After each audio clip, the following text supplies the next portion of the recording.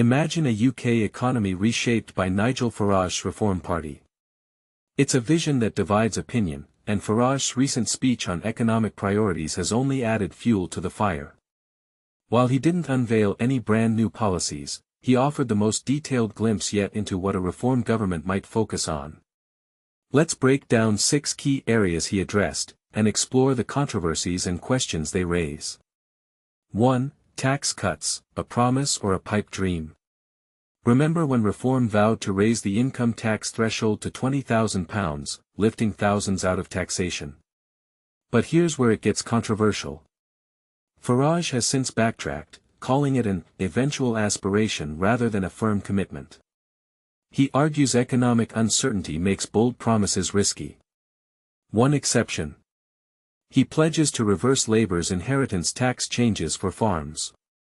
But is prioritizing tax cuts for the wealthy, who benefit most from higher thresholds, the right move when public services are stretched? 2. Benefits, tightening the belt, but for whom? Reform claims it can save £9 billion annually by tightening eligibility for personal independence payments, PIP. And this is the part most people miss.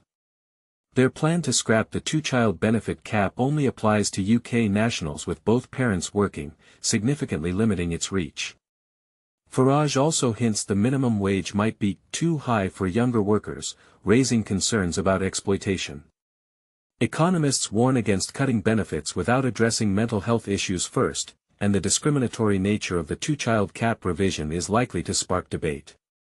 3. The rich, cherished or overhyped?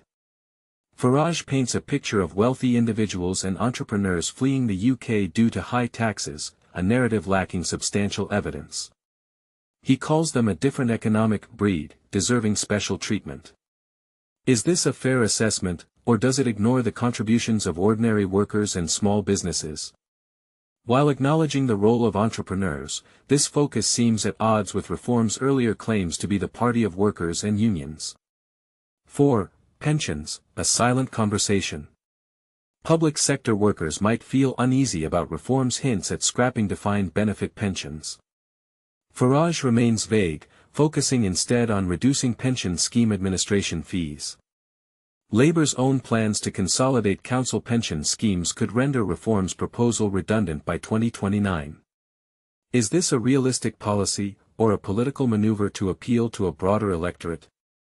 5. Energy, drilling for trouble. Farage dismisses the push for net zero as lunacy, advocating for increased North Sea oil and gas drilling to lower energy costs. But is this a realistic solution? Evidence suggests new drilling may not significantly impact prices, and public opinion generally supports net zero targets. While Ed Miliband faces pressure to ease the burden of net zero subsidies on businesses, Farage's approach seems out of step with the broader consensus. 6. Diversity, a step backwards. Farage criticizes what he sees as excessive regulation, particularly in HR and compliance, harkening back to a time when merit was the sole criterion for success in the city.